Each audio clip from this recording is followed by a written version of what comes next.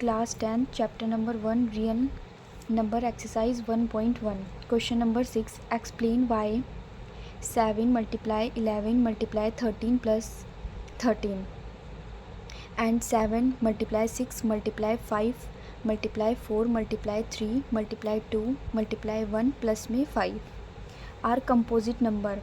ठीक है, हमको मतलब हमें ये नंबर्स दिए गए हैं और ये बोला है कि ये कंपोजिट नंबर होंगे, मतलब पहले इन नंबर को सॉल्व करना है और फिर हमें बताना है कि ये कंपोजिट नंबर होंगे और एक्सप्लेन भी करना है कैसे होंगे, उसके बारे में बताना है। तो सबसे पहले हम देखेंगे कंपोजिट नंबर क्या होते हैं। तो सबसे पहले हम यहाँ पे देखते हैं प्राइम नंबर। प्राइम नंबर वो होते हैं जिसके 2 फैक्टर्स होते हैं 1 और इटसेल्फ, मतलब 1 या फिर वो खुद। जैसे एग्जांपल में ले लेते हैं हम 2। ठीक है, 2 एक ऐसा नंबर है जिसके हमारे पास 2 ही फैक्टर्स होते हैं। एक तो 1, मतलब 2 जो है एक 1 के टेबल में आता है और एक वो खुद के टेबल में आता है। तो जितने भी, जैसे 3 हो गया हमारे पास, ठीक है, 3 हमारे पास 1 के टेबल में आता है और खुद के टेबल में आता है। तो ये प्राइम नंबर होते हैं जिसके ओनली 2 फैक्टर्स होते हैं। कंपोजिट नंबर वो होते हैं जिसके मोर देन 2 फैक्टर्स, जिसके 2 या 2 से ज़्यादा फैक्टर्स होते हैं। जैसे हमने यहाँ पे लिया 6 किसके टेबल में आता है, एक 1 के टेबल में आता है, एक वो खुद के टेबल में आता है। ठीक है, ये तो 1 और मतलब इटसेल्फ तो हो गए, और एक वो 2 के टेबल में भी आता है और एक वो 3 के टेबल में भी आता है। तो हमारे पास 2 से ज़्यादा फैक्टर्स इसके हो गए, इसलिए ये हमारे पास कंपोजिट नंबर होता है 6। तो कंपोजिट नंबर वो होते हैं जिसके मोर देन 2 फैक्टर्स होते हैं। अब हमारे पास यहाँ पर एक नंबर दे रखा था 7 × 11 × 13 प्लस 13।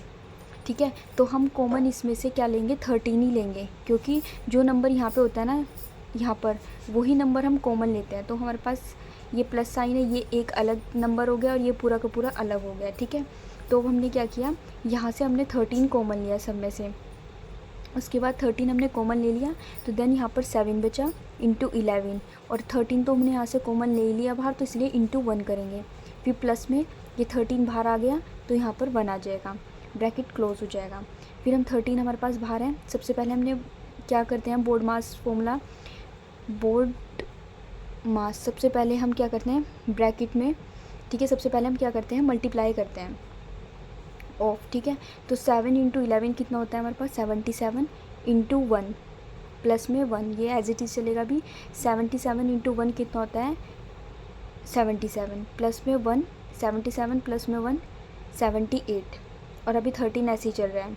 ठीक है, अब हम क्या करेंगे, 13 × 78 हो गया, मतलब ब्रैकेट का मतलब क्या होता है, अगर हमारे पास क्या है, 1 मिनट, 13 ब्रैकेट में 78 है, तो इसका मतलब है 13 × 78, मतलब इस ब्रैकेट का मतलब होता है यहाँ पर मल्टीप्लाई, मतलब यहाँ पर मल्टीप्लाई ही लगा हुआ होता है, इसलिए तो इसका मतलब यह है कि इनके बीच में मल्टीप्लाई है 13 × 78। तो हमने यहाँ पे क्या कर लिया, 78 के हमने यहाँ पर फैक्टर्स कर लिए। ठीक है, इसका एलसीएम लिया यहाँ पर, 2 3 जा 6, 1 बचा, 2 9 जा 18, 3 1 जा 3, 3 3 जा 9, और 13 1 जा 13। तो उसके प्राइम फैक्टर्स कितने आए हमारे पास, 2 × 3 × 13, और 1 तो सब में आता ही आता है। ठीक है, 1 तो सबका फैक्टर होता ही है, तो उसमें 2 या 2 से ज़्यादा हमारे पास फैक्टर्स होते हैं, उसको हम क्या बोलते हैं, कंपोजिट नंबर बोलते हैं। ठीक है, तो हमारे पास ये क्या हो गया, हमारे पास 2 या 2 से ज़्यादा फैक्टर्स हैं यहाँ पे, इसलिए ये कंपोजिट नंबर हो गया।